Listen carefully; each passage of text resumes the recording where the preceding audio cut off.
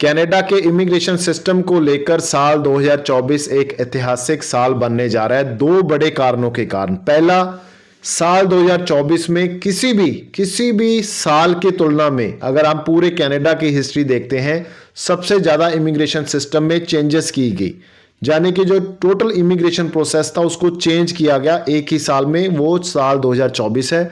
दूसरे नंबर पे उसी साल, जिस साल इतनी ज्यादा चेंजेस की गई, उसी साल सबसे ज्यादा लोग पीआर होने वाले भी कनाडा की हिस्ट्री में साल 2024 में ही पीआर हुए। ये दो बड़े रीजन रहे जिसके कारण 2024 को एक हिस्टोरिकल ईयर के तौर पे देखा जा रहा है। इसके लिए एक प्रॉपर डेटा पब्लिश किया गया है आईआरसीसी की तरफ से, जो मैं आपके साथ शेयर करूंगा। बहुत इंटरेस्टिंग डेटा है। अगर आप इस डेटा को अच्छे से समझेंगे तो आपको ये चीज क्लियर होगी कि जो लोग ये बात कर रहे हैं कि कनाडा ने पीआर देना बंद कर दिया है, कनाडा अभी वीजा नहीं देगा, तो आप समझेंगे इससे अच्छी तरह से कि कनाडा हर साल अपने टारगेट को अचीव करते जा रहा है और टारगेट को इंक्रीज करते हुए जा रहा है। आने वाले सालों में भी, साल 2025, 2026 और 2027 में भी बहुत बड़े नंबर्स में लोग पीआर होंगे, क्योंकि बहुत बड़े नंबर्स में लोग कनाडा में हैं जो टीआर में है, यानी कि टेम्परेरी रेजिडेंस वीजा पे हैं।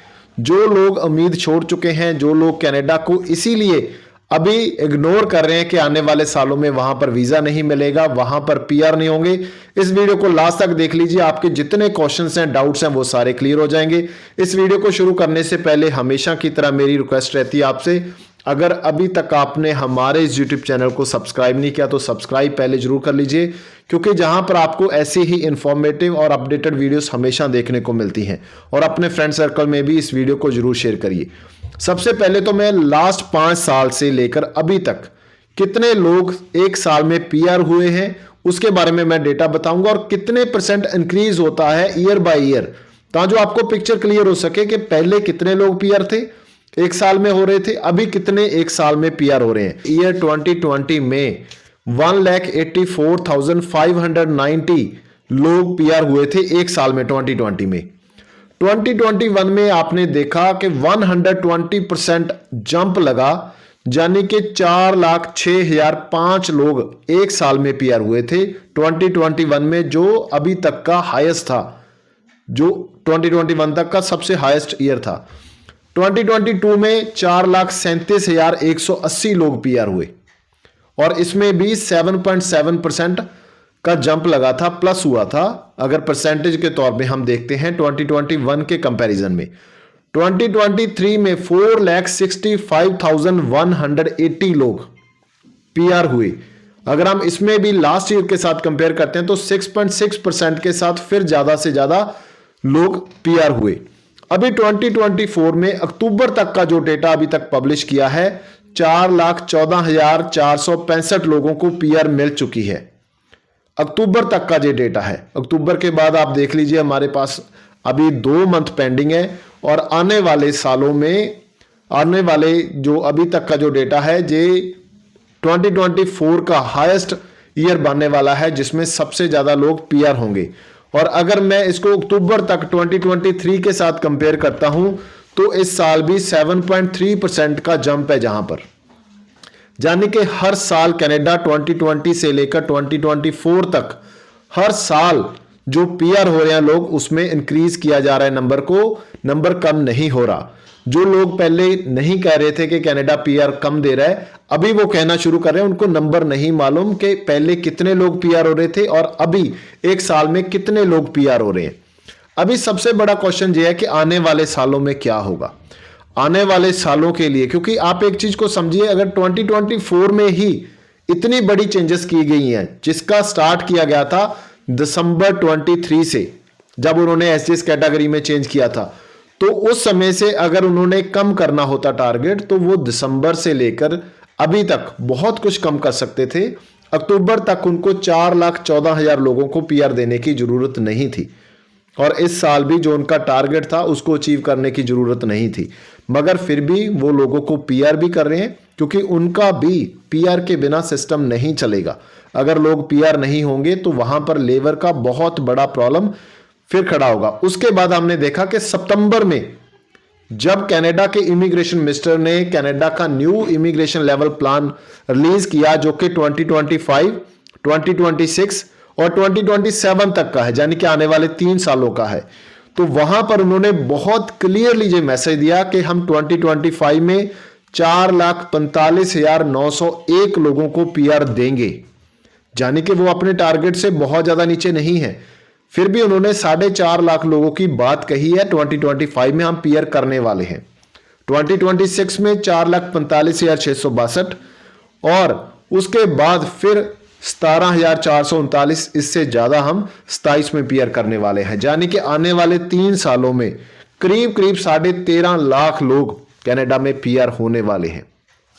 अगर 13.5 लाख की मैं बात करूं तो ये छोटा नंबर नहीं है आने वाले 3 सालों में।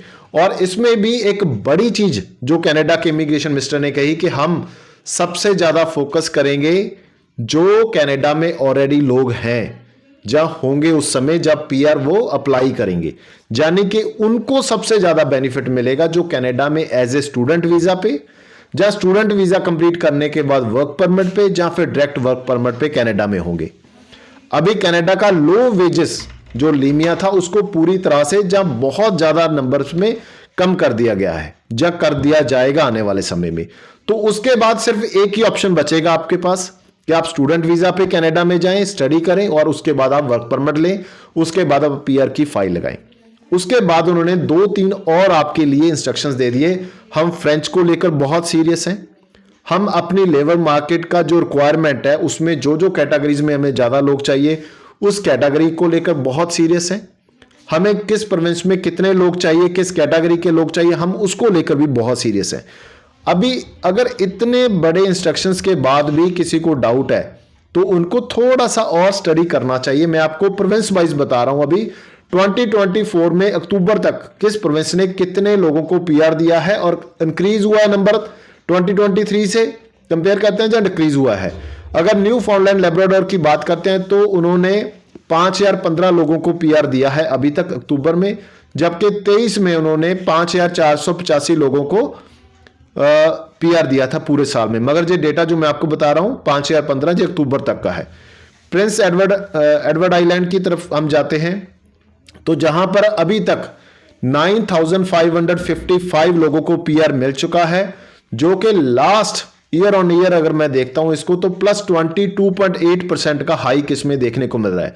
नोवा स्कोशिया की भी बात करेंगे जहां पर 2024 में अक्टूबर तक 12,850 लोगों को पीआर दिया जा चुका है, जहां पर भी प्लस 8.8% का हाइक आपको देखने को मिलेगा। ओंटारियो ने जो प्रोजेक्टेड था उनका 2,73,875 लोगों को पीआर दे चुका है अक्टूबर तक, और आने वाले 2 मंथ में उनका जो टारगेट है 2 लाख का उसको क्रॉस करेगा ओंटारियो।